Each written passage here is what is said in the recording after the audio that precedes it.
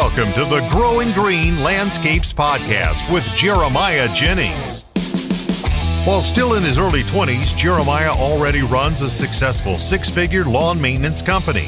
Listen in as he and his guests share the things that have brought them success that can help you in your business. As a young entrepreneur in the green industry, Jeremiah emphasizes the tips and tricks involved in running a lawn maintenance business while discussing the principles applying to all small businesses. If you're wanting to grow, become profitable and professional, you're in the right place. And now, here's your host, Jeremiah Jennings. What's going on, everybody? Thanks for tuning in to another episode today here on the Growing Green Podcast. This is your host, Jeremiah Jennings, and we are so excited to be coming to you today with a fresh new guest interview, and man, this is one for the record books. I tell you what, you're going to get a lot out of this one. And first off, I want to say thank you to everybody who's tuned in and support us along the way. We got a lot of new followers out there, a lot of new people joining us along the show and helping us grow, and just joining in along the journey. Man, we are all growing, and I want to grow together. I get so much out of each and every one of you that reach out and support us and listen to the show and ask questions and just give feedback on everything that we're doing. And I learn from that. I seriously do. I don't take it for granted, the audience that we have and the relationships that I've gotten to build over the past 10 months now. Man, almost coming up on a year. That's crazy since we started the podcast. But it has been a true honor and a joy to come to you for the last however many episodes. I don't even know what this one is, in the 70s, I think. But it's been a true honor and a joy, and we're going to keep coming them out. We're going to keep them coming out, and we have not mastered the excellence in broadcasting just yet, but we're going to get there one day, hopefully, with the help of Paul Jameson from the Green Industry Podcast. But anyway, what we got going for you in today's interview is Mitchell Gordy, Trooper Gordy. Everybody knows who he is. If you listen to the show here or you're on Instagram at all, you probably know who Mitchell is, and it has been it's been a long time coming. We tried to get this set up back in the winter, but he was still building a shop in his house and moving, and just crazy time, holidays. It's just crazy time for everybody. You would think the downtime, the off season would be the best time to do these interviews, but then you really get to thinking like, in the off season is when you do all your other stuff, so you still don't have any time to do anything. But we got this one in late night and real time to y'all. We actually recorded this the night before this one releases, so I mean it hadn't even been probably 8 hours since we recorded this, and because we had to delay it the time earlier on in the day and some other stuff that went along with that. But I hope that you really enjoyed this one. Mitchell tells a story. He goes into a lot of detail about how he got started and his journey along the way, and things he learned along the way. And simply by the title, as you read it, as it is, are you a boss? Are you a leader? You can get a lot out of that. Just stay tuned, and it's going to be a just value-packed, nugget-packed, full-length episode that's going to be full of good information. I think we're over a little bit over an hour long, so if you got a big property to mow, put your headphones in, let's go to work and keep on growing and keep on making money and keep bettering your businesses and just taking it to the next level, because with content like this, that's what we try to do, is help you and help you grow your companies and become more efficient, more profitable, and also enjoy it at the same time. You don't want to hate your life and what you're doing for your career. So without any further ado, that's a long enough intro for me. Let's kick it over and hear more from Trooper Gordy with Mitchell from Mitchell's Lawncare. Just a quick, backstory of me is, people that are new to, following me or subscribing to my channel, all they see is, Mitchell's Lawncare. They don't know who I am. They don't know where I'm from. They don't know where the business came from, time frames and all that stuff. But I started out back in 2009, 2010 time frame when, the economy wasn't good. We were going through a recession. And I'll preface that with the fact that before I started my business, I was already a North Carolina state trooper with the North Carolina Highway Patrol. So the whole time I've had my business, I've been a full-time law enforcement officer. So, I've had to juggle both of those worlds this whole time, and a lot of guys can relate to that because especially lawn care and landscaping, there's a lot of guys that do it part-time. So many. They have a full-time job, whether it's daytime, nighttime, whatever. and then they do landscaping, hardscaping, cut grass, whatever in the green industry, 1, 2, 3 days a week. So how I started my business touches home with a lot of guys and women out there that do it. There's a lot of women coming up into it now. So a lot of folks can relate to how I started it and kind of how I operate it right now. So for the first 6 years of my business, it was like a solo part-time operation. I cut grass, 1 or 2 days a week. And again, was a trooper full-time the whole time. So I'm not gonna mention the trooper thing anymore. I still am and will be, but anyways. Yeah. So it got to a point, man, where, I was just hustling, and I was filling my time slots and, had a full day, and then a full day turned into like a day and a half, and then a day and a half turned into 2 days. And then it got to the point where like, I was like, okay, I'm doing too much for it to be part-time. And I either need to pull back the reins, slow down, let some work go, take it easy, or I need to pull myself out of the equation because I myself, Mitchell, is holding Mitchell's Lawncare back from what it could be. So I had to come to Jesus meeting with myself, over many, many nights, and, work was going good. The quality of work was up. I always paid attention to like what my equipment looked like, what my trucks look like, my mowers, I took care of everything, and I still do to this day. I think that's very important. So having high quality work, high quality service, and you look good, people start talking, word of mouth, hey, this guy does good work, hey, he does good work, and he looks good, especially when you're going into like nicer neighborhoods and stuff like that. So word of mouth was traveling, and certain phone calls were coming in of business opportunities where, it's like large HOA properties, commercial properties that once I looked at them, I was like, man, there's a pretty big bottom line on that, as far as profit margin. Let me ask you this. When you say HOA, do you mean all the houses in a neighborhood or the common areas? Because I think common areas. Okay, that's what when I say HOA, I mean common areas. But then there's a bunch of people that when they say HOA, they do all the houses in there. So I didn't know how that was for you. But and I'll get to a certain part of it. But when I say HOA, it's just common areas. I'm the same way. Yeah. So I got presented with an opportunity, I think it was around 2015, to quote this property, and it was a HOA property, common areas.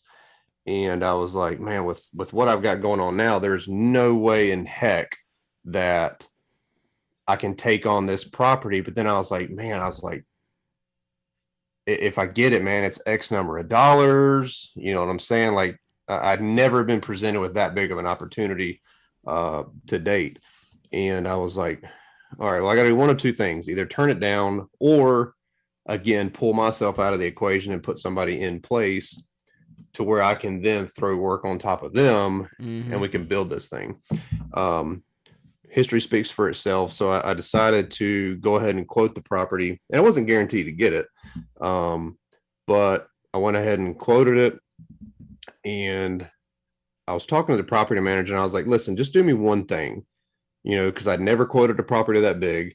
And I was like, just let me know if I'm like way off, like once they're already in and said and done, there's nothing, I'm not going to change anything, but just let me know. Like if I'm like stupid low, let me know. You know what I'm saying? I wasn't worried about being high.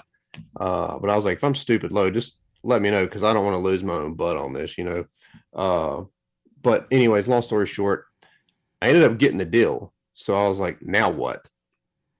And I called a good buddy of mine, and that I had known for years, one of my best friends, presented him with an opportunity, and was like, hey man, I've got the business, and I just got a contract that, can literally take this thing to the next level. What do you think about being my crew leader? So he and I talked some things out, and pay and things like that, and the time frames that he would be working. And he's like, let me talk to my wife, and I'll let you know. Calls me back next day, and he's like, I'll do it. So now I'm like, wow. Yeah. So I've got this new big contract. I already got the 2 days of work that I already had before. And I said, now I've got a crew leader who turned out to be like my best friend. So I trusted him. Mm-hmm. So if you're paying attention to like what I'm saying, I basically now have like 3 days of work. Yeah.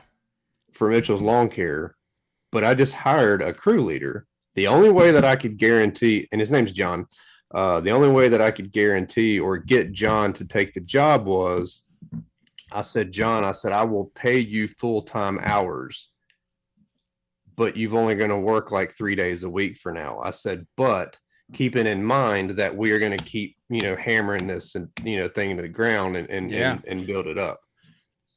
And I love the guy to death, and thank God he stuck with me. He's like, let's do it. So for a while, man, I paid him full-time pay, and he was only working like, 25, 30 hours a week. If that. Yeah. It was a sacrifice I had to make. And some guys are probably thinking like, well, how did you do that?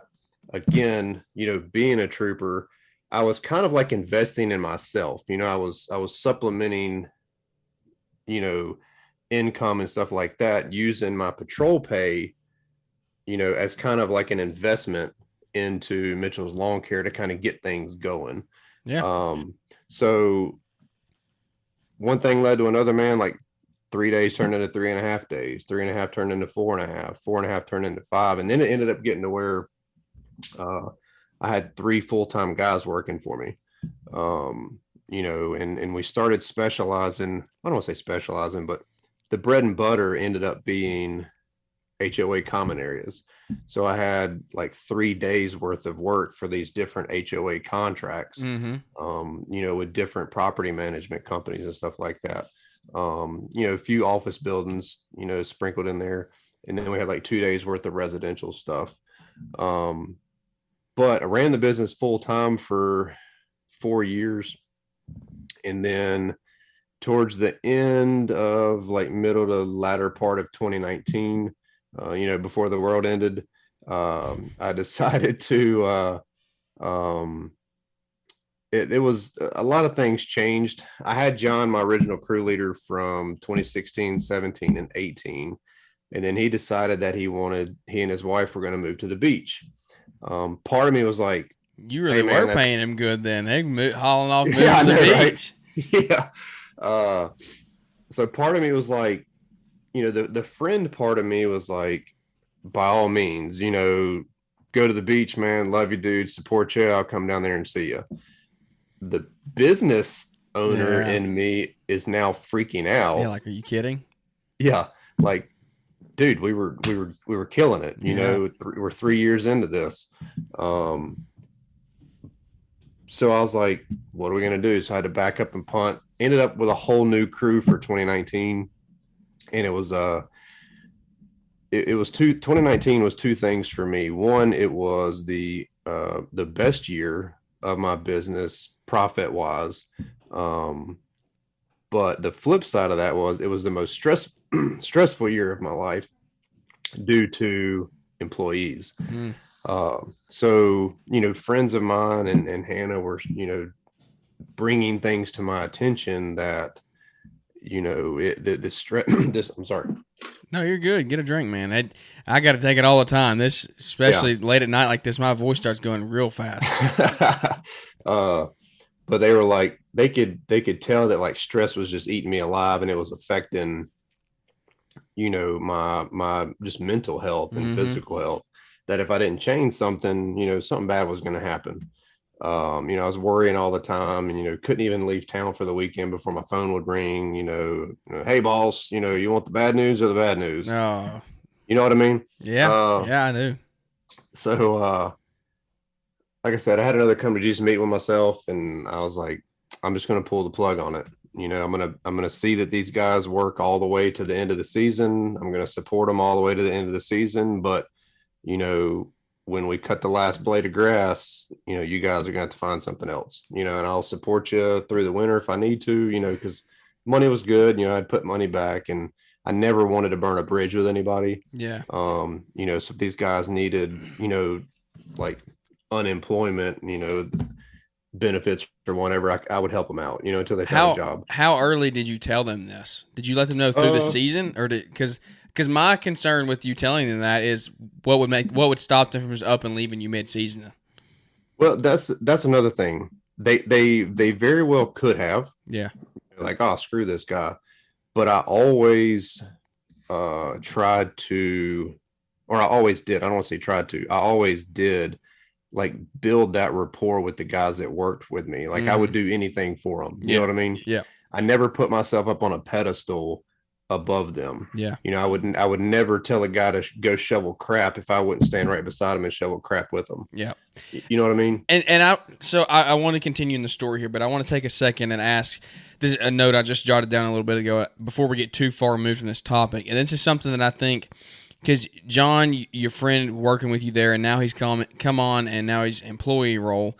What was the friend versus employer dynamic? Because I think this is an interesting thing that a lot of people could learn from, is if maybe they are coming out of high school and they have a best friend that they've gone to school with, and like when it comes down to it, you're the employer, they're the employee. There can be some tough times when that happens. I'm in that situation right now. I have one of my best friends that works with me.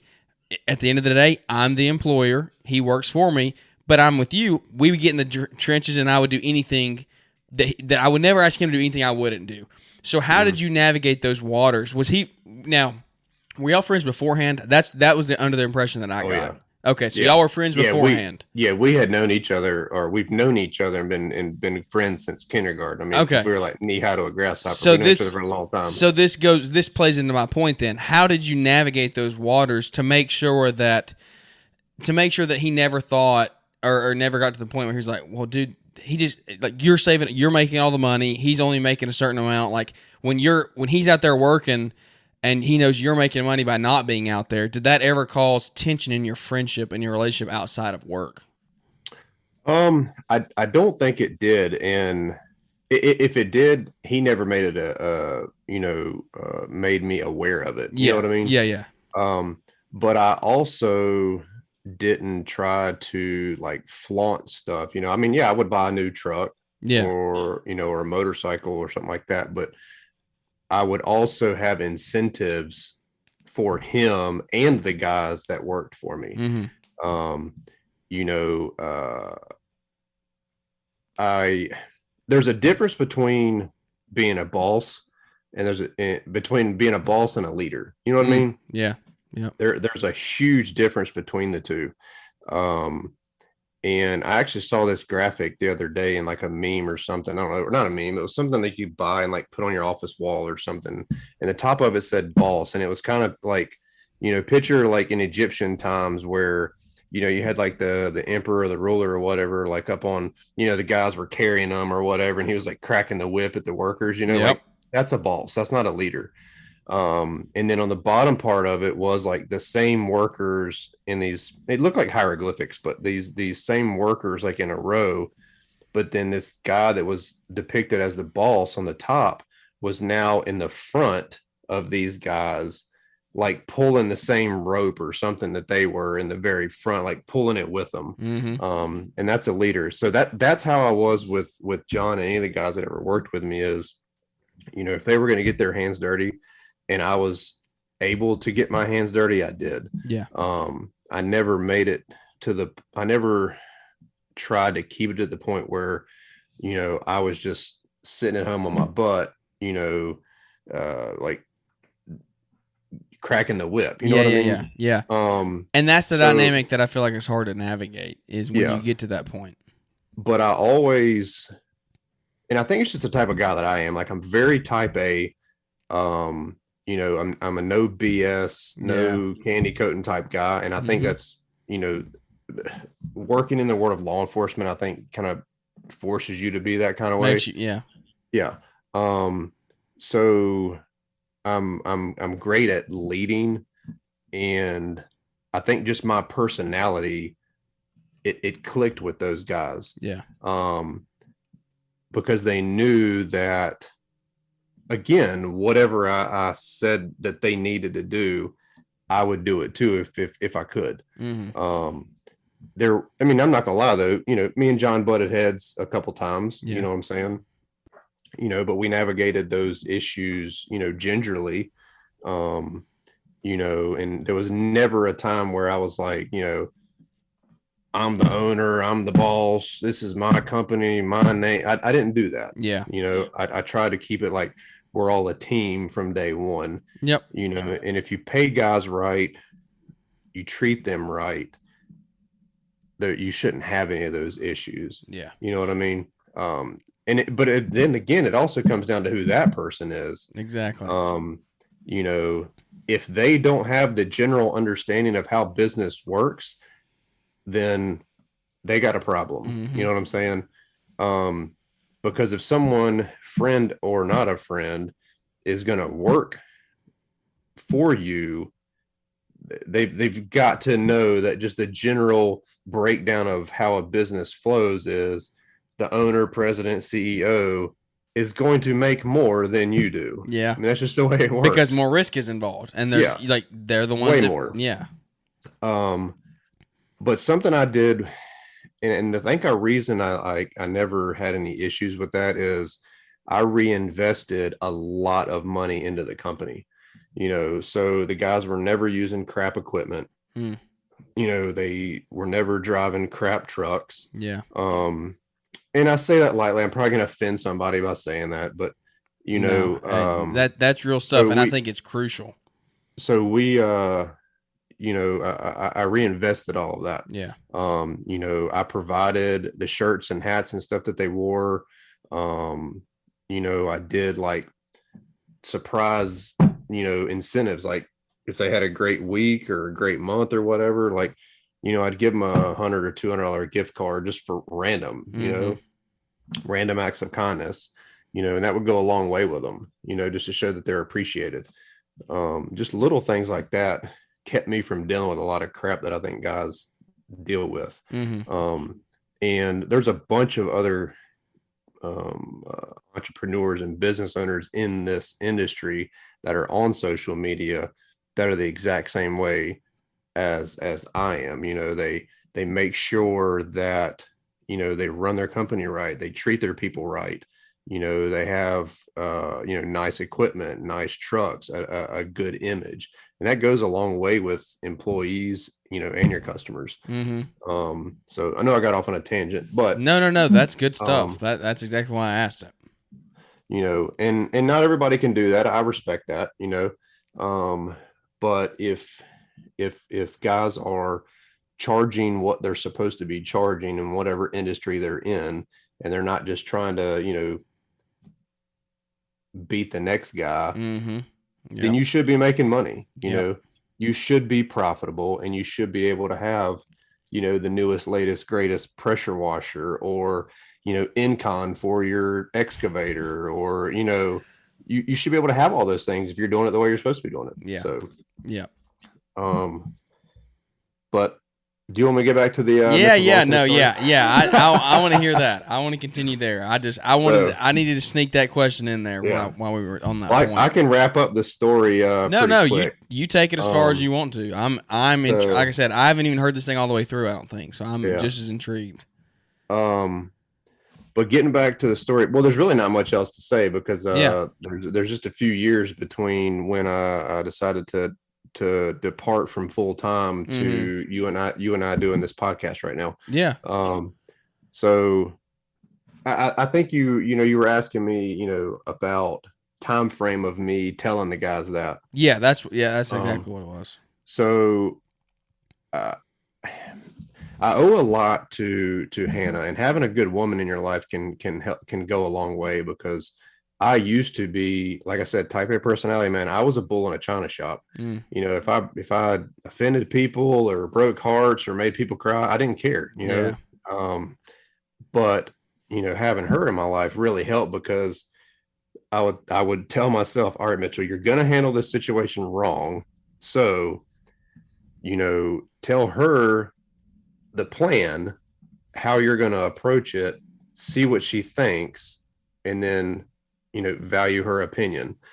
So, I approached her with everything that I was thinking and the direction I wanted to go and what I was going to tell him and blah, blah, blah, blah, blah, blah. And then she's like, okay, that's great. But why don't we try going this Always route a with but it? in there. Yeah. So, I owe a lot to her. So I think what was like the saving grace for that conversation that I had to have with these guys was the fact that, I wasn't making them walk the plank, if that makes any sense. Yeah. You know what I mean? They weren't just going to drop off of a cliff. Mm-hmm. I wasn't going to pull the carpet out from underneath them. There was a time frame, set in place, the end of the season where I live, the last leaves are falling, sometime late November, early mid-December, and I was like, hey, when we get to the end, that's it. Like I'm letting some of these properties go. And I had already started laying the groundwork with my accounts as well. But I told him, I was like, I'll support you, come January, February, whatever, I'll help you, find a new job. I'll be there for you. I'll support you. So that helped. And then, I mean, I got lucky because it turned out that all three guys got jobs like back to back to back.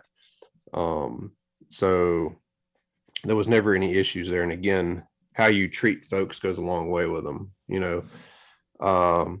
so once I dealt with that situation, of course, then I had to, notify property owners, property management companies, all that stuff. And anybody that has not dealt with HOAs or property management companies is not going to know this, but if you've dealt with them, I'm going to say you're going to know and have probably experienced it, but property managers, property management companies / HOA boards, for the most part, have zero loyalty. I knew that's where you're going. Contractors that work for them. Yep. And me going back to a solo owner operator, I remembered how things used to be with Mitchell's Lawncare day one, when Mitchell had boots on property. Mitchell talked to the property owners. Mitchell saw them. Mitchell dealt with them directly. And I missed that one-on-one relationship with the customer. Like that's what helped catapult my business forward. Mm-hmm. The gift of gab, quality service, and a good image. The more that your company scales, you can't maintain but so much of that. You can't have a one-on-one relationship with 100+ clients. You just can't. I'm sorry. If you can do it, I'll kiss your butt, but you can't. It's impossible. Yeah. I'm sure guys out there that have multiple crews, 60, 70, 80, 100, 200 customers, clients, there's probably some that you've never met in your life. You've never talked to. You've probably only communicated with them through email. They pay their invoice. And if they saw you right this second in Walmart, you wouldn't know who they were. Yeah, I have no clue. And I have some of those. Absolutely. I have some of those. I've never seen them, never spoken to them on the phone. Yeah. They pay the bill and you don't hear nothing from them. Yep. Sometimes they're the best kind. Yeah, exactly. So when I started to scale back, man, I told myself, I was like, my ultimate goal, my number one priority of scaling back, going back solo was to be stress-free or as close to stress-free as possible. Mm-hmm. And the one way that I could eliminate stress was eliminating problem properties, which would be your property managers, management companies, and HOAs. Like they were gone like ASAP. Yep. Because I didn't want that carpet pulled out from underneath me, and that day was coming. That's the thing. Exactly. Yeah. Plus I had that initial one, if you remember me telling my story, that initial HOA contract that kind of catapulted this forward. You know, fast forward in 4 or 5 years, I still had that contract. Yeah. You know, and you know, I don't know how much experience you have with HOAs, but most companies normally you don't keep those for like many years. Oh yeah, no, You no, just don't. no. I've got you know, they don't last more so than 2 to 3 years from what my experience with them is. so I had some of them pushing 5 years, which to me in my experience, you know, and other guys that I've talked to, like that's ancient. Yeah. You know, so I felt like if I didn't scale back anyway, I was going to lose a huge chunk of my business because like that cycle of the circle of life for those HOAs was kind of coming full circle, you know, regardless if they like me or not, they were going to drop me to get a cheaper company. A new president would have been elected. They would have redone the budget. Something would have happened. And yeah. So, you know, HOAs can pay very good, but you know, it's a dog eat dog business. It's dirty. You know, it's dirty business, you know, because the HOA boards don't care. But anyway, so I got in all going from 2019 to 2020, I dropped 87 accounts. Wow. And so I cherry picked the you know, creme de la creme that I could. And then 2020, I had it to where I was doing a day and a half worth of work, and where I was still kind of having to rely on someone helping me. And that ended up backfiring like halfway through the year. So 2020 ended up being a stressful year. I'm only going to talk about my business and not how the world went. But just business wise, 2020 ended up being stressful. So I was like, all right, going into 2021, I've got to change it up. So scaled back, and the same thing that I'm doing this year. You know, it's 1 day a week and it's just me. I've got enough work to keep Mitchell busy. I don't have to call anybody or rely on anybody to get my work done. And if there's a rain, I've even told my customers now. So I went to having, excuse me, at one point I had over 100 accounts.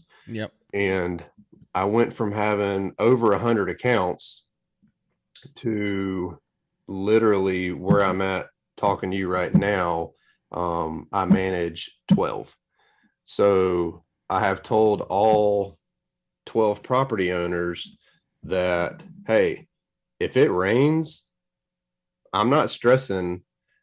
I'm not going to try to force your yard to get done the next day and rut it up and get my mower stuck and all this other stuff. If it rains, I'll see you next week. Okay. Everybody's going to be cool. There's not going to be any stress. And I knew when I picked these accounts that I wasn't going to have any problems. So, dude, like already this year, there's been zero stress. I think I've missed just like maybe 1 week of mowing. But they're cool. Like I don't hear from them. You know, they don't hear from me unless there's an issue. Like they all pay their bill. Most of them pay early. You know, life's great. Equipment's great. And there's zero stress. So in a nutshell, I've been in business 13 years and I was full time for a little over 4 years. But now it's just a solo part-time deal. What are your 5 to 10 year goals with this thing? Do you think you'll phase out, or do you think you'll maybe grow again one day once you retire from Trooper, or like have you even thought that far? Well, honestly, man, like I'm kind of split on it, man, because I still enjoy mowing. And when it started out, like I also, guys that know me, I have a passion for riding motorcycles. So it's like a hobby of mine. And, you know, I love getting on a bike, you know, hitting open road, you know, getting out in the mountains and riding. It's kind of just like a mental escape. Call me crazy, but it got to be like when I got on a lawnmower, it was the same thing. No, 100%. I think a You lot of know, people are that way. yeah. So Yeah. I turned the music on, you know, people left me alone. Yeah. I just worked, you know what I mean? And it was Yeah. an escape. And you make money You know, doing it. exactly. Yeah. Yeah. And you didn't have to worry about someone pulling out from intersection to hit me. Exactly. So but it has come full circle, and that's how it is again. So I still have the passion for it. And I still enjoy it. I still love doing it. And I've got it set up now to where I leave my house, and because I'm strictly residential now, when I leave my house, I don't turn my mower on until 7:30. Mm-hmm. Which is still a little early for some residential stuff. Yeah, you gotta kind of pick which ones you're going to. Yeah. So the house that I start at, the lady that lives there, she leaves for work at 7:15. So I'm good. But it's just it's smooth going, it's easy going. And I wouldn't change anything for the world right now. Yeah. My I don't want to get off from what you were asking me, but like 5 to 10 year plan, like right now, I don't want to scale. Of course, I don't want to go back to where I just came from. Yeah, for sure. Because I don't want those headaches again. Yeah. Do I miss the big fat paycheck every month? Yeah. You're dang right I do. Mm-hmm. I trust me, I miss it. At one point I had 5 motorcycles in my garage. I was living good, I was playing. I was, reaping the benefits. But I don't want that stress again. So all I want to do right now is maintain. And, the properties that I have, they're not going anywhere. And I try to dabble some in more of the subcontracting realm of things. Okay. Yeah. That's an interesting so doing some subcontracting work for other guys, networking, because I was blessed to be able to reinvest a lot of money into the business and get equipment and, tractor, dump trailer, and a lot of other things that. Which is why when somebody clicks on your page now, they're like, why does a solo dude have all this stuff? Yeah. Dude, and I've had that question a ton. Yeah. And that's another reason why I did the story of Mitchell's Lawncare on the YouTube channel. Yeah. Because I'll be honest, and when someone there, and I haven't had it asked in a while, but the last time a guy, DM'd me and was like, why does a solo guy need all this? And I'm like, he doesn't. Yeah, he doesn't. Yeah. But this is where I came from, so it makes sense once they, hear the story, or they know why, because I used to have 3 guys, and, that's why we had 6 trimmers and 5 blowers and 5, you know what I'm saying? Yep. Because you got to keep that beast rolling. So, but doing the subcontract work, man, like I really enjoy that. If I can help, I am the definition of small business. Yeah. But if I can help out another man or another woman in small business, I love it. If, they can call me to deliver some mulch or deliver rock or pick up something or, bush hog this or fix that or whatever, because they don't have the equipment to do it. And we both can benefit from it, and we can support our small business and not call in a bigger company. Yeah. I think that's really important. That means a lot to me. That way you both win. Yeah. So, and a lot of that has come from social media, man, like Instagram, because I've connected with a lot of guys in the community via Instagram that I probably never would have. Mm-hmm. I've made a lot of good friends doing that. And, guys and girls that are listening right now, like anytime I do these podcasts, like I always challenge you, the listener, to network. And instead of looking at, the guy going the other direction with a truck or trailer, it might be you, Jennings, instead of you riding by and I'm like, man, I like, flip you off or, turn my head at you, man, I wonder if that guy can possibly help me out in the future. I wonder if I can help him out, and I've called many a guys, or stopped and talked to them in neighborhoods where I'm working, and just to shoot the breeze with them. And You know, that's something that is just so not common anymore. Like mm, everybody that 90% of people that we do interviews on here with, they're always like, "This, I love this stuff. I love podcasts because nobody in my community will talk to me or tell me anything about how to run a business." That's what all the new guys say, and it's yeah, sad. It's sad. yep. Well, in being older now, and it's crazy. I'll be 40 this year, but I still feel like I'm 25.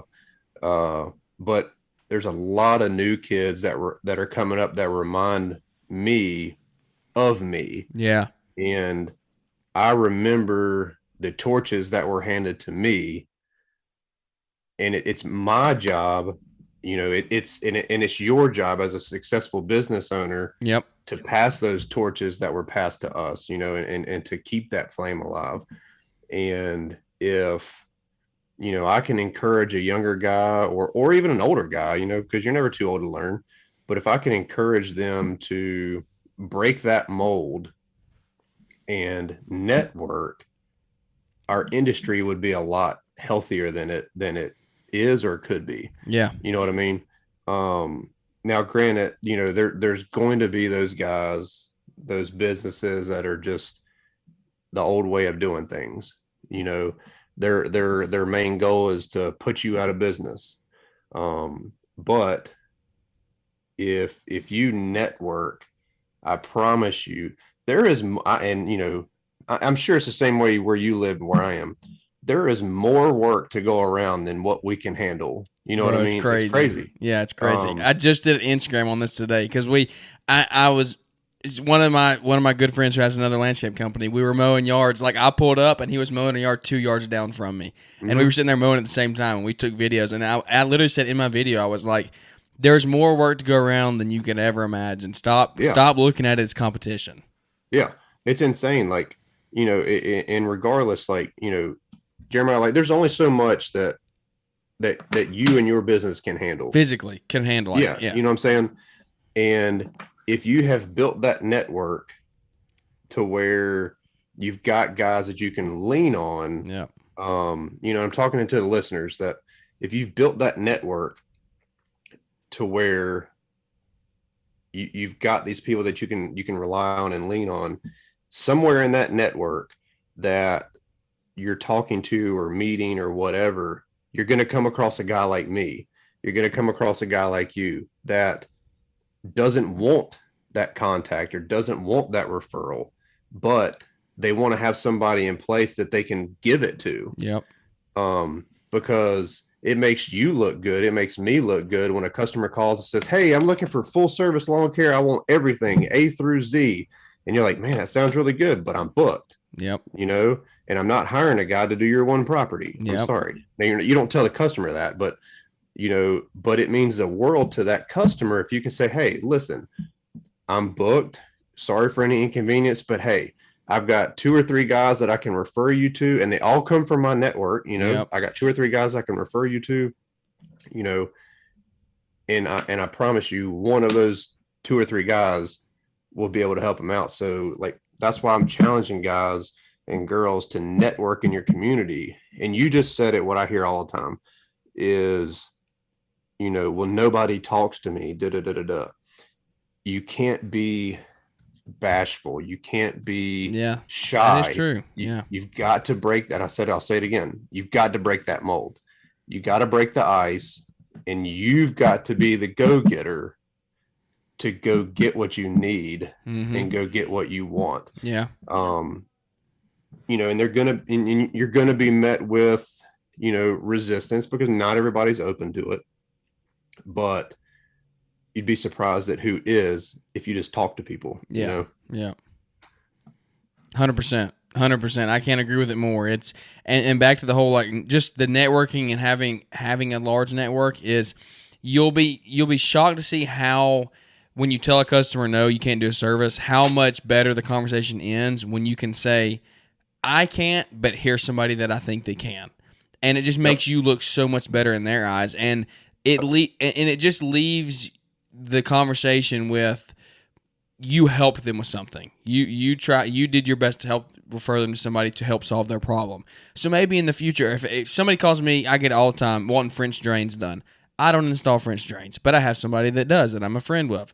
So I tell somebody that. Well, maybe when they want lawn maintenance, they'll call me back because they remembered, oh, wait, they're not just going to call the random guy. They're going to call the guy that said, well, he referred me. He actually tried to help me. He didn't just say, no, I don't do it, and hung up the phone. Yep. So you never know how that residual will come back to you down the road. Yeah, and I want to build off what you said, because something that helped me early on, because I'm sure you have, like young guys listening to you, or that are first year in business, first 6 months in business, whatever. Building this network will help you with a customer. And like, I'm not talking to you, Jeremiah. Like, I'm talking to your listeners. No, this is just. So I'm talking to the newbie that's listening right now. Which is perfect. Something that will help you. I did. I'm sure you've done it. Is when you talk to a homeowner, a property owner, business owner, whatever, and all you offer is mowing, edging, and cleaning up, the bare minimum. That's all you offer. This property owner may need more than that. Mm-hmm. Okay. Well, you need to be a one-stop shop, a turnkey operation for this property owner. And this new person listening is probably like, what the heck are you talking about? So I'm approaching sweet Miss Betty, who needs lawn service, turf treatments, and she needs her gravel driveway repaired, and she wants a French drain. Yep. So, you, Mr. Joe Blow, you only handle one of those, what I say, 4 things. Yeah. But if you build your network, you're going to have a guy that does irrigation and drain work. Okay. You're going to have a guy that has a tractor or a skid steer. Your drainage guy is probably the same guy that's going to do that. Mm-hmm. And then, you're going to have a turf treatment guy. But all you got to do is tell sweet Miss Betty, hey, I'm going to get you quotes on everything that you told me about. Okay. I may not be the contractor handling those jobs, but you will deal directly with me. Yeah. And these contractors are top-notch Class A guys. They're all licensed and insured and yada, yada, yada. And then you go home, you call these 3 other contractors or whatever and say, hey, I got a property. This is what I need quoted. Blah, blah, blah, blah, blah. Put all your quote together, go back to sweet Miss Betty. And then she's like, wow, I've only got 1 point of contact now. I don't have to deal with 4 contractors. I deal with 1 contractor. So that's the power of networking. And if I would have knew that when I started 13 years ago, it would have been huge. Like, that was a nugget of information that I didn't get because there wasn't podcasting. There wasn't social media. There wasn't 2 guys, looking at each other through Zoom, saying this stuff, telling anybody this stuff. You know what I'm saying? Networking's huge. 100%. And if you have listened to the show for any length of time, I don't even know how many. I think we're sitting at 75, 80 episodes. So I don't know what this one's going to be, but that's awesome, man. Yeah, but all the way back to day one, we've probably had 5 or 10 out of the 80 have been on networking in some way, shape, or form, because that's how important it is to me. And it's obviously that it's true right here. Like you're saying, we had not discussed this at all to talk about networking, and it's just. I think it just comes back. It's so many areas in gaining new work for yourself, in getting your name in the community. Like there's just we can go a million different directions with that. But I respect your time. I know we're late. I don't want to hold you too long here. One more question I want to kind of hit on real quick is I got 2 more things, but delegating. I can only do one of the 2. Oh man, I'm going to pick really. I don't know. These are going to be good ones. No, I'm just kidding, man. Yeah. All right. Delegating. How did you go about delegating, going from yourself to having your crew leader and then having 3 employees? Like that's a lot of delegating to go from you doing it all by yourself to saying, hey, I'm not in it at all, y'all take off. And I know you had a good friend to do that with, but that still takes a lot of trust, and there's a lot of I'm sure there were growing pains. You don't have to get into all that, but like how how did you go about the delegation process, and what, or maybe if you don't want to get into how you went about it, the things that you learned from it, what would you say to somebody who's trying to get into that process? AKA, I need you to help me learn how to start delegating. Yeah.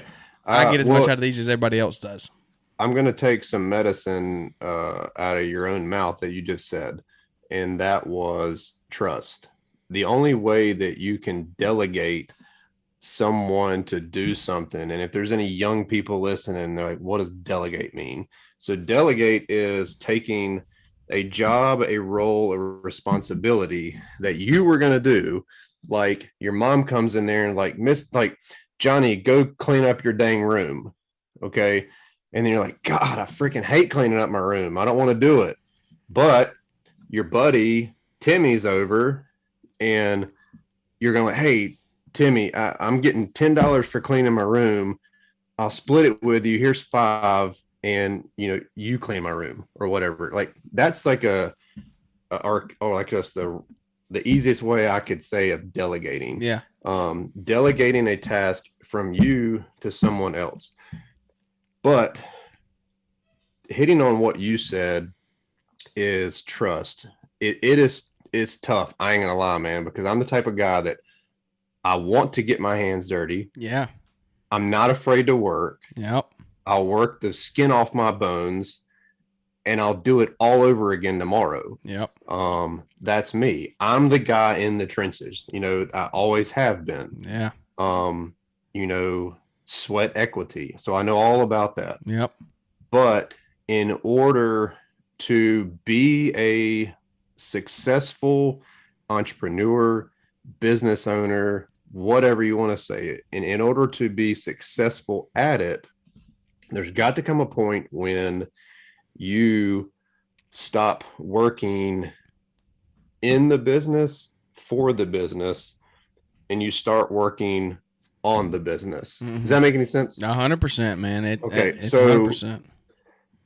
And it's tough. I'm not gonna lie. Now I have been in positions of leadership at a young age because of my work ethic. I started out, and I'm not trying to go off on a tangent, but I started out in the restaurant industry when I was in grade school and college. So the law enforcement thing came after college, but for 8 years I was in the restaurant industry.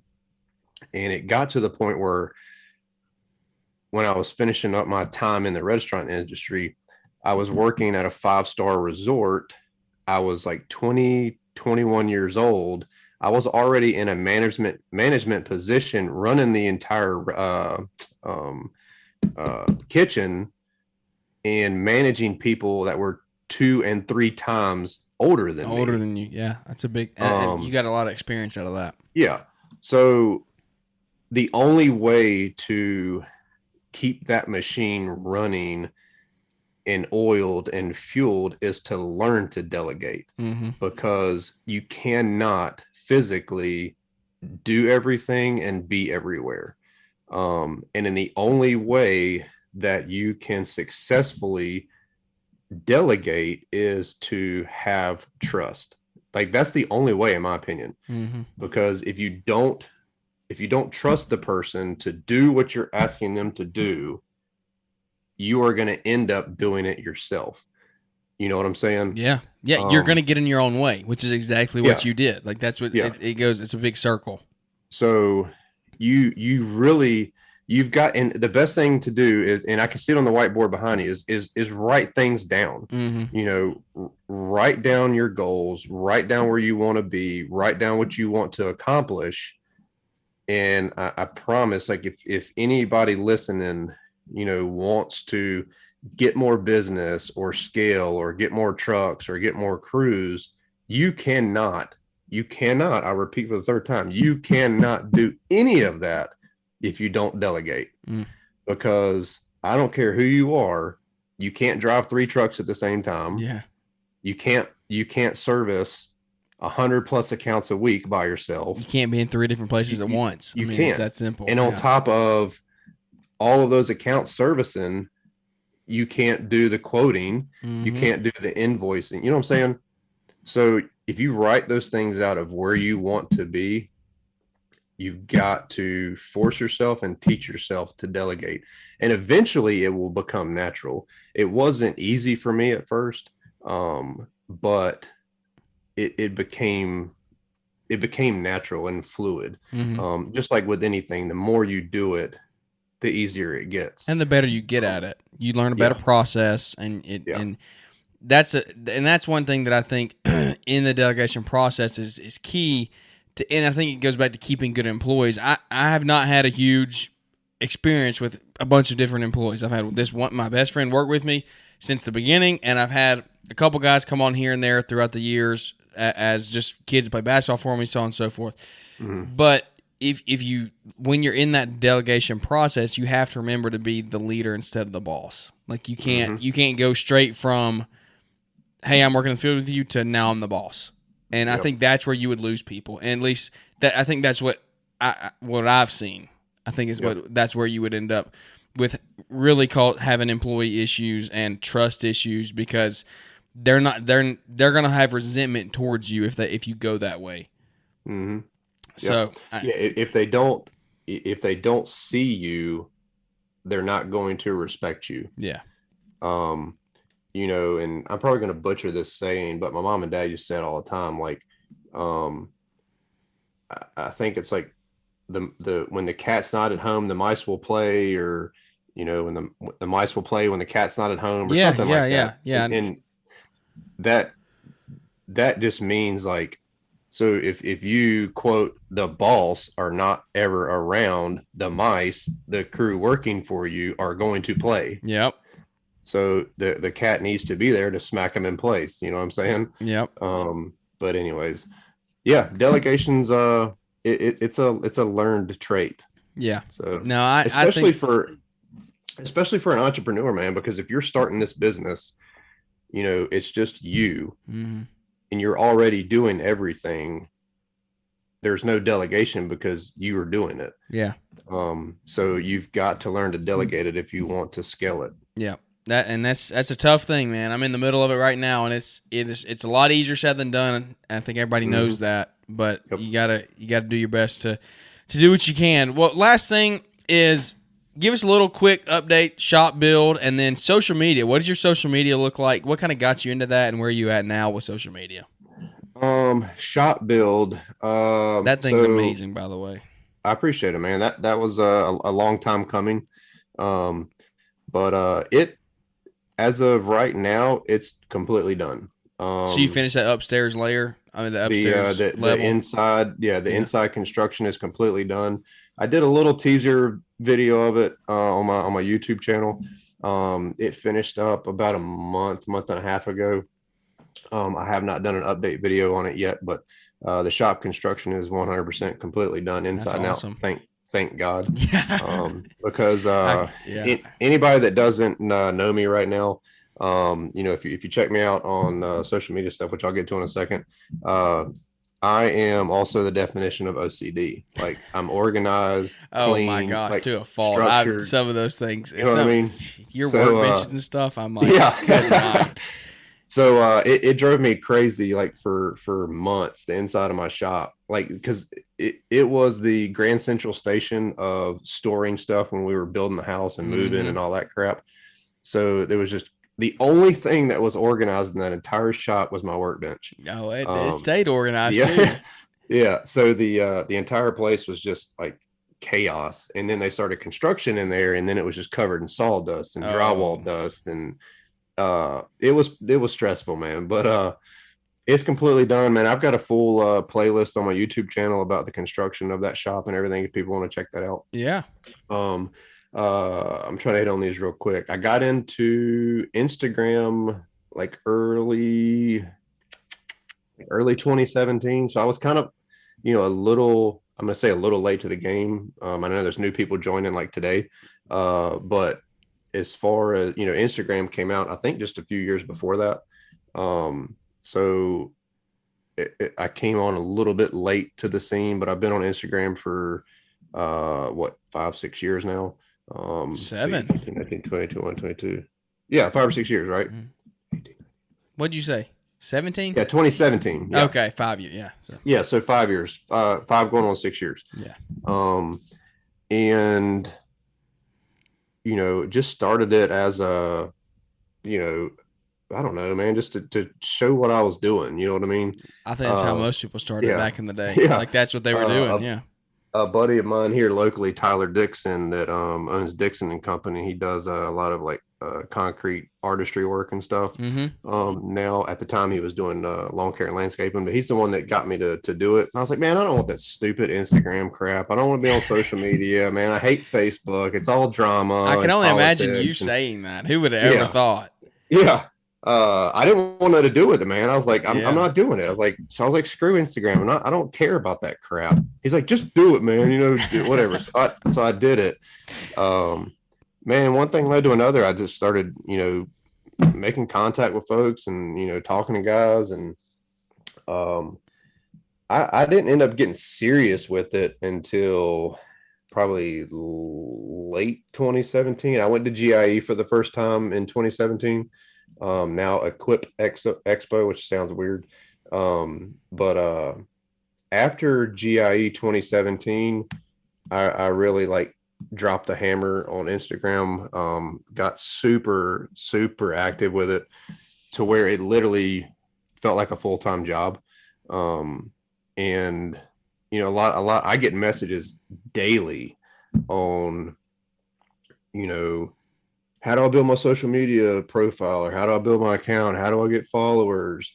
Well, number one, do not ever pay for your followers. That's the stupidest thing you could ever do in your entire life. Yeah. Don't do it. You're fake. Don't do it. Biggest if you're listening ever. And you did, you're fake. I'm calling you out. Yeah. But activity is your best friend. And I was commenting on everybody's posts I could see. I was liking as much stuff as I could see, because if I was commenting on other people's posts, other people saw my name. Yeah. You know what I mean? And the algorithm loves that. Now Instagram has changed a lot in the last 5 years, and now they're putting way more emphasis on video. When Instagram used to just be pretty much still images. I've noticed here lately that my still image posts are getting far less reach than they used to. Excuse me. I used to get anywhere from 5, 6, 7, 800 likes on my pictures, and here in the last week or two, I've barely broke 200. So you hadn't said anything to offend the government lately, have you? No, not on that page at least. Maybe on my personal profile. But they're really pushing the videos right now. The TikTok, reels, man. TikTok's changed the world. That's what they're pushing, and it's true. Hannah and I posted a reel, I don't know, a week or two back about our hidden pantry in our home, and it just hit 6 million views yesterday. It's crazy. It's insane. Yeah. So, but anyway, I started Instagram 5 years ago, and then I said I would never have a YouTube channel. They say never say never. So I said I would never have a YouTube channel. I was like, I'm not editing videos. It's stupid. I ain't got time for that. And then the late summer of 2020, I started a YouTube channel. So heart of the pandemic, I was like, hey, let's start a YouTube channel. And I really feel like I've got a healthy follower count with Instagram. And I think that helped it some. There's still a huge Great Wall of China in between YouTube and Instagram. Yeah. Guys that are on Instagram usually don't watch a lot of YouTube videos, and then there's a cult following on YouTube. That's all they do. Yeah. And the people that gravitated to Instagram, they're like, I don't have time for, 7, 8, 10, 20-minute videos. If I can't get it in a minute or 2 minutes, I'm not interested. Yeah. And that's how I am. Like I said, I'm the same way. Yeah, I'm quick. Give it to me right now, or I'm not interested. But I got to the point where I started getting so many followers on Instagram, and I started getting so many questions about the same topics over and over and repeated, that it literally started to aggravate me. I I would never share that aggravation with somebody. You know, like if you ask me, hey man, you know, how'd you get started? And it was the 10 millionth time I'd asked that question or answered it. Yeah. I treated it like it was the first. Man, I'm always cool with people, but I was like, I have got to do something to fix this or help correct it. And the only way to do it was to start my channel to where I could have evergreen content, meaning searchable content, because Instagram ain't like, you got to scroll, you know, and nobody's going to scroll through 1,500 posts to find a mower picture I did 5 years ago. Yeah, no way. But there's many topics that I've hit on with YouTube that are repetitive messages that I get on Instagram. And it's very easy for me now to be like, hey, I appreciate you reaching out to me. I did a video on this a year and a half ago. Here's the link. Yeah, go check it out. Yeah. And then they'll message me back, dude, I appreciate that. Thanks so much. You know, and that's so much easier for me. Yeah. But I think at the point now, you know, I was doing 2 videos a week. I've scaled back to like maybe I'm going to try to get back on more of an upload schedule, maybe 1 a week, 1 every 2 weeks. But I haven't got back in my groove yet. Yeah. But I've got over 150 videos on my channel now. And I just hit a little over 6,400 subscribers. And I focus, same thing with my Instagram account and my YouTube channel. I don't do trendy stuff. You know what I mean? Like, I want to impact someone that's new in the industry. Yeah. Or I want to impact someone that's, you know, thinking about, you know, purchasing a piece of equipment, or give some insight on to how to grow their business. Like, to me, that means something, as opposed to tall grass videos. And not knocking them, but it ain't me. And you know what I'm saying? That's why you have 6,400, but you have 6,400 that are looking to grow and get better, instead of 200,000 that are sitting there to be satisfied before they go to sleep. Yeah. Yeah. And it's some guy that's an IT tech eating Doritos, you know, and has nothing to do with what we do. You know what I'm saying? Yep. So I'm not knocking those guys. I'm friends with several of them. They know my thoughts on it. But I want to have content that is going to help someone be a better entrepreneur. You know what I'm saying? Yeah. So I don't give a crap about views. If it gets 10, hey, if that's 10 people that are, you know, going to avoid buying something they shouldn't buy or take their business to the next level, then I've done my job. You know what I mean? Yep. So that's what they're there for. But real quick, so on YouTube and Instagram and Facebook, it's all at Mitchell's Lawncare LLC, and that's how they can find me on all 3 platforms. Everybody go check them out on the social media platforms. I love following your page, love seeing the stories throughout the day and the posts you make and the YouTube videos. The shop build's awesome. Tons of great content. Like you said, over 150 videos on the channel, on the YouTube, even more than that on the Instagram. So go check all that out. I have one final question for you for real this time. We asked this one. You told me to. I know. We asked this one to every guest on our show. We try to, at least, if I don't forget at the end. It's pretty simple, but some people take it in depth. I always love hearing everybody's answer. It's always different. Even if it's the same, it's different. It's simply, what is your why? What is my why? And that's like multifaceted. I don't want to be the guy that goes deep, but hey, take it deep if you want to take it deep. It's wherever you want to take it, bro. I mean, everybody's answer is different, and I literally learn. I don't know why this is so intriguing to me, but I learn something from everyone's answer. If they just say for my wife, I learned something from that. Well, I'm not married, so it ain't for that. Yeah. Oh wait, no. Did you say wife? Yeah. Or why? Why? Oh no. Yeah. I said, what is your why?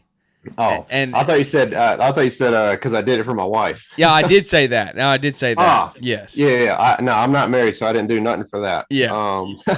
But what is my why? Well, it's I'm gonna say it's two-sided, because social media is such a big part of my life now. Mm-hmm. You know, I never thought I would say that.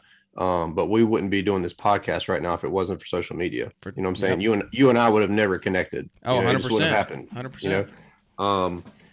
My why do I don't want to say like a personality, but I have a role now as a social media personality, Yeah. um, Like it you or not. know, with the number of followers that I have on Instagram, like a lot of folks know me, so my why is I love it. I love the interaction. I love the friendships that I've made. I've met hundreds of people at the GIE events, um, you know, and connected with you tonight on the podcast. And these interactions, these relationships that I build is the why I do social media. Yeah. Why I'm big into Instagram and YouTube. It has nothing to do it has nothing to do with money and products. um I'll piss all the way tomorrow to keep the relationships. Yeah. You know what I'm saying? But I've got to have content in order to keep the platforms going, because without content, that's like taking the fuel out of your truck. You've got to have that fuel. I've got to have content. So that's why I do social media. Like I try to engage everybody that messages me.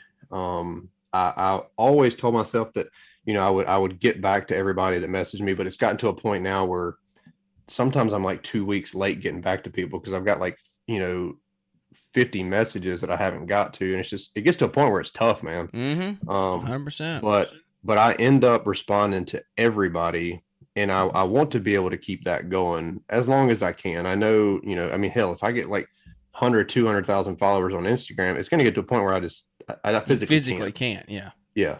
But so far I'm batting 100. I'm doing good. But that's the why I do social media, is the relationships and the networking. There's that word again. And just the friendships, the business, the why. I've already said it. I still have a passion for it. I still love it. It has nothing to do with money. If the business stopped tomorrow, I'm good. Like I said, I've got a full-time career. I don't have to do lawn care. I do well for myself. My full-time career pays for the bills. It puts a roof over my head and food on my table. So I don't have to do lawn care. I do it because I enjoy it. I love it. It's now a stress relief. It used to not be. It used to be a source of stress. I'm not gonna lie. The extra money's nice. I mean, I wouldn't have a business if I didn't want to make money. Yeah.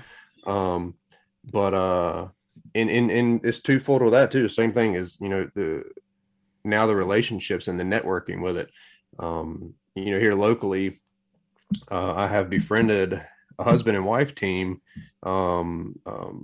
Scott and Mallory Noe. I don't know if you know Noe Lawncare on Instagram. The name's familiar, yeah. Yeah, Nooe Lawncare, Noe Lawncare. But it's a husband and wife family, or husband and wife team that I stumbled upon locally when they first started. Dude, I feel bad because it's the people that you would clown on, and you don't mean to. Yeah. You just do. And Scott, bless his heart, man, love him to death. He had, I don't know what kind of car it was, but it was like a Buick Century or something like that. You know what I'm saying? Like a 4-door sedan, had a hitch on it and was pulling a little single axle trailer from Lowe's with a rod and mower on it. I'm guilty of it, sinner. I'm guilty. When you see it, you're like, man, look at that. Doing? Yeah. Yeah. Well, yeah. What are you doing? Yeah. And you should not. And I wish I would have never, ever judged, the many times I have, over the years, because they are using what they have to make ends meet. And that's huge. You don't have to have a pickup truck. You don't have to have an $80,000 pickup truck, with $150,000 setup with enclosed trailer. You don't have to have all that, You just got to have the means by which to do the services that you're offering. And the desire to. Yeah. And being able to connect with them. And I never would have known that, seeing them pull out of Walmart that day when he was in that car, in that trailer. And I was like, damn, what are they doing? I never would have thought, fast forward to now, that, I would have hung out with them at GIE and had them over at our house and, bought chicken feed for them for their chickens, and they give us farm fresh eggs. And, I try to throw work their way, but that's what it's all about, man. Just watching if things have come full circle for you or you're happy where you're at, then try to do that for other people. Yeah, exactly. And like, that means a lot to me. And I'm at a point in my life now, man, like I said, I'm going to return 40. I'm good, man. I'm content. Life's good. Business is good. Social media is good. I just want to help as many people as I can, and them to get to the places that they want to get to, and if I can do that by a business referral, awesome. If I can do that by sharing their post in my stories, so they get 5 more followers and it makes them happy, then I'm going to do it. You know what I mean? That's what it's all about. So just helping others. I love that mentality. I love it, man. I learned something from it. I think everybody else out there did.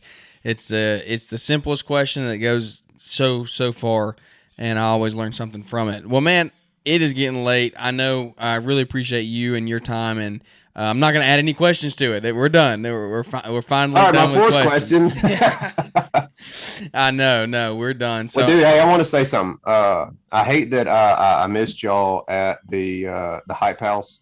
Oh yeah. I went to the first one, 2021, and I was supposed to come this year, 2022. There was some logistical issues that popped up, and it didn't pan out. So I'm hate I missed y'all. But if it comes back around for next year, then maybe we can do it. Yeah, for sure. And I'm looking forward to Equip. I'm not a fan of that name, GIE. But yeah, GIE. Yeah. You got any big plans going on up there? You gonna do your meetup again?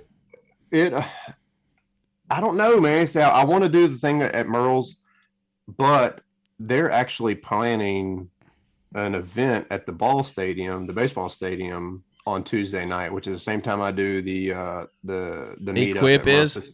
Yeah. Okay. Yeah. So I need to kind of I've got a partnership with Equip, doing the discount code thing. So I need to talk to them and see what their grand plan is for that. Mm-hmm.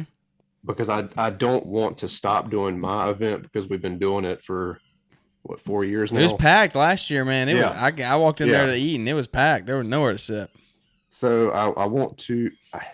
That's special, man. Because it started out as nothing. Yeah. And then to where progressively it gets bigger and bigger and bigger. And again, I've harping on this networking community thing, like being able to get everybody together like that. That means the world to me. You know what I'm saying? People that have like a common thing in with each other, getting together and socializing, whatever. So I still love to do that. But my goal this year, man, like last year, going to GIE was literally the very first event was, checking out all the equipment. I didn't know anybody. I had like 150 followers on Instagram. Yeah. You know what I mean? I didn't know anybody. They didn't know me. To where it slowly became like this social thing. Like I go and could give 2 craps about the equipment. I don't even go out to the demo area anymore. Yeah. I just want to hang out and party and have fun, to where last year it almost turned into like a job. Like I was working. Yeah. I didn't like that as much. I had so many obligations for different brands while I was there that I kind of I lost touch of the reason of why I go. So this year I'm not going to have, I've got 2 obligations that I have to do, but my goal is just to walk around, man, shake hands and hug necks and laugh, hang out and talk. That's what it's about. I didn't know hardly anybody there, but the 10, 15 people that I did know when I was there, it was fun just sitting out there on the showroom floor, just talking.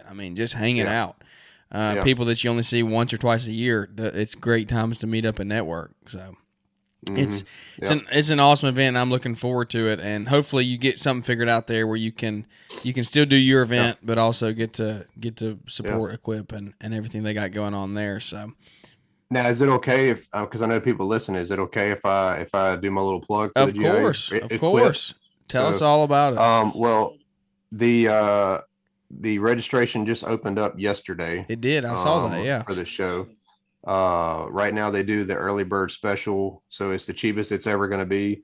I think it runs till like September or August or September something, and the closer you get to the show, the price goes up and up and up and up. Now you're not supposed to say that. You're supposed to say it ends like next month, so everybody will sign up now and they won't procrastinate. Yeah. Well, yeah, don't procrastinate. Yeah. But the kicker is there's several of us that have partnership deals with the expo to where we can offer you a discount code.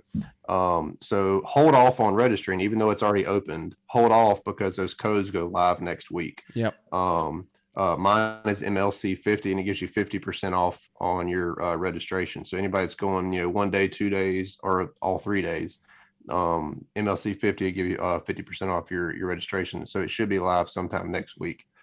But if you check out my Instagram account, I keep everything active on there.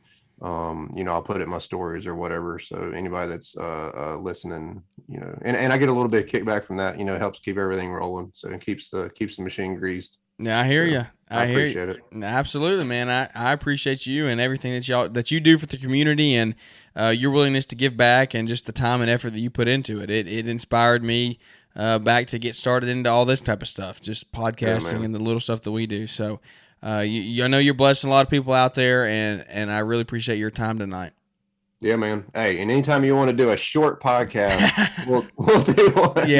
Yeah, there we go. Well, man, I don't know. I feel like we're just the type of people, when you get on good conversation, you just take it. I mean, we could go another 2 hours if we wanted to. It never happens, man, because I've been on the Kid Contractor, LCRs, Green Industry Podcasts, Fullerton Unfiltered, and every time I'm like, yeah, man, 20, 30 minutes, 30, 45 minutes. But when I get on, man, it's like hour and a half, hour 45. You got like a week's worth of content out of one episode. Yeah. You're like, man, how can a guy like mows grass like one like a day a week talk so damn much? So it's just because of this right here, man. It's the relationship. You know what I'm saying? Yeah. So, and being comfortable on camera, being comfortable on being recorded, that helps a lot too. You know? Yeah, absolutely, buddy. Well, I really do. I'll be on the show anytime you want, man. Awesome. Well, I really do appreciate it. We will hook up definitely before GIE or Equip and do another one here, see how the season went and everything up there, and then what your plans going into that are for sure. So thank you, everybody, for listening to the show and helping us and growing and helping us grow along the way. We got a long way to go. We're not a finished product, but we've gotten a lot better since the beginning, I would think. So thanks to everybody that's tuned in, and thank you to Mitchell for his time tonight. And we can't wait to catch up with everybody here on the next episode. Thanks for tuning in to the Growing Green Landscapes podcast. We know you have many other podcast options to choose from, and don't take it for granted that you chose to spend some time with us today. You can connect with Jeremiah Jennings at Growing Green Landscapes on Instagram, or use the link in the show description. Don't forget to smash the follow button on the podcast and leave those 5-star ratings and reviews. We hope you crush it in your business and hope to catch you on our next episode.